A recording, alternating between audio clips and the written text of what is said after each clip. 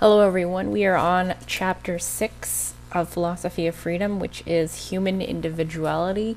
I'd like to just start off this session just letting everyone know that when we're working through this book, you have to really put some will into your thinking, and that's really what you need, because this book can be a little bit of a struggle to make sense of, but you have to put some will into it and give yourself time, because you're not going to automatically be able to put will into your thinking. To do that takes training and practice.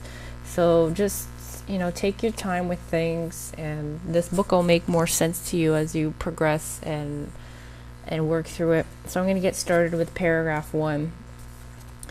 In explaining mental pictures, philosophers have found the chief difficulty in the fact that we ourselves are not the outer things, and yet our mental pictures must have a form corresponding to the things.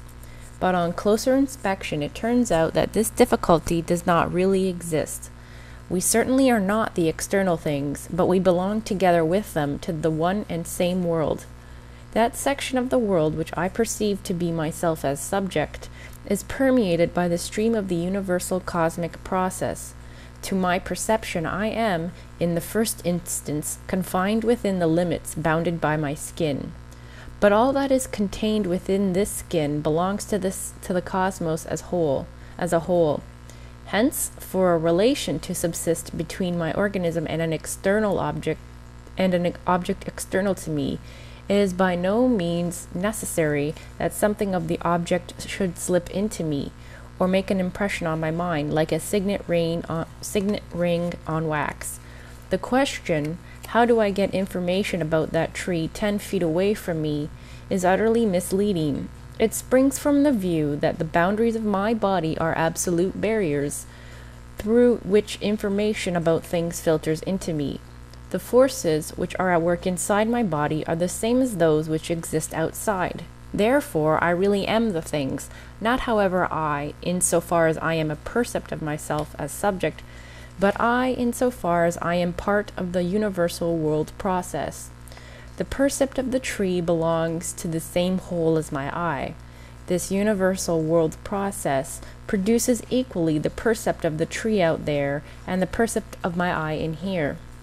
Were I not a world knower, but world creator, object and subject, and this is in brackets, percept and I, would originate in one act, for each implies the other. In so far as these are entities that belong together, I can as world knower discover the common element in both only through thinking, which relates one to the other by means of concepts. We have paragraph 1 summarized as follows. A commonly held view is that the boundaries of my body are absolute boundaries. However, the forces which are at work inside my body are the same as those that exist outside. I am the thing in the sense that I am part of the universal world process. I can, as world knower, discover the common element in both subject and object through thinking.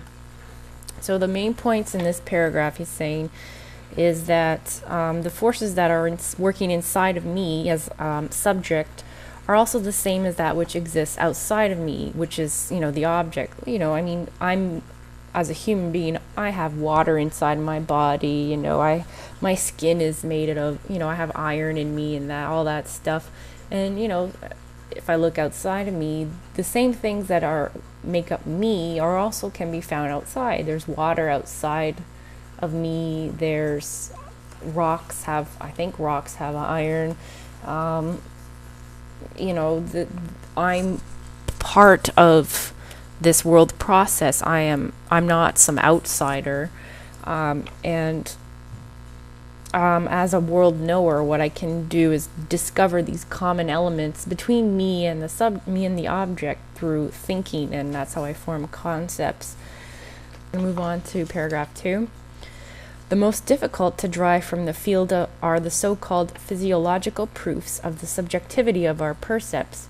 When I exert pressure on my skin, I perceive it as a pressure sensation. This same pressure can be sensed as light by the eye, as sound by the ear. An electric shock is perceived by the eye as light, by the ear as noise, by the nerves of the skin as impact, and by the nose as a phosphoric smell. What follows from these facts?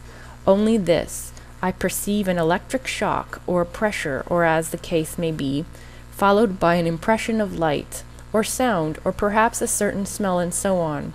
If there were no eye present, then no perception of light would accompany the perception of the mechanical disturbance in my environment.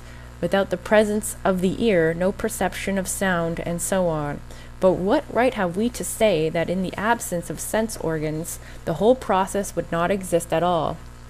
Those who, from the fact that an electrical process calls forth light in the eye, conclude that what we sense as light is only a mechanical process of motion when outside our organism, forget that they are only passing from one percept to another, and not at all to something lying beyond percepts.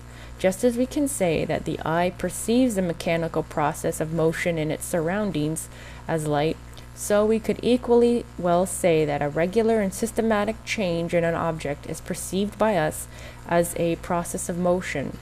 If I draw 12 pictures of a horse on the circumference of a rotating disc, reproducing exactly the attitudes which the horse's body successively assumes when galloping, I can produce the illusion of movement by rotating the disc.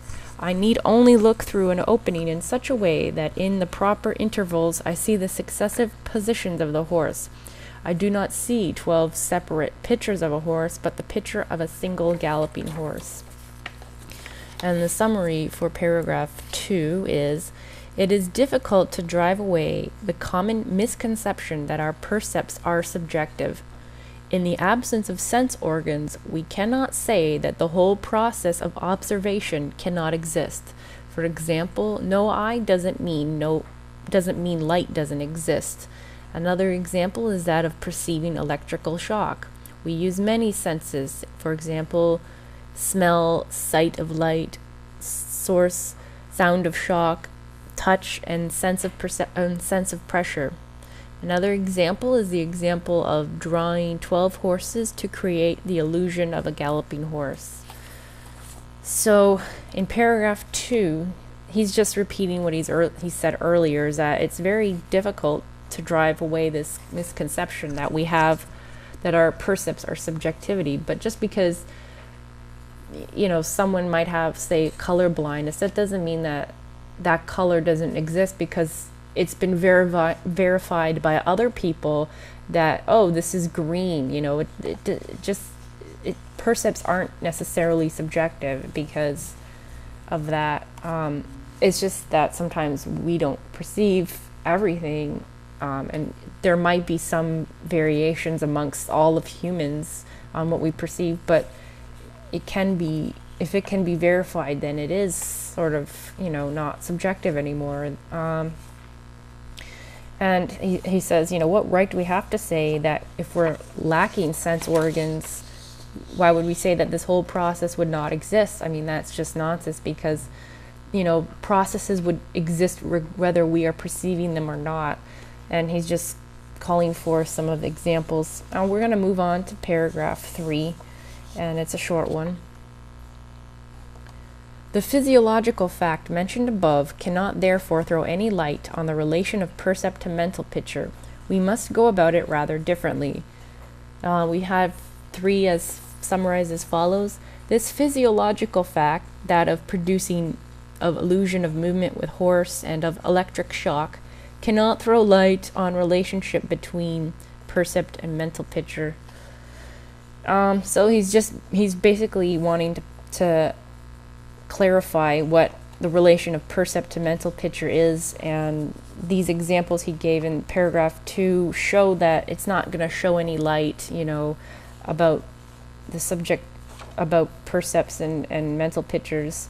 So I think that's about it. And he also wants us to go about it differently, and that's what he's doing. So that's all for now. So I look forward to seeing you guys again next time. Bye.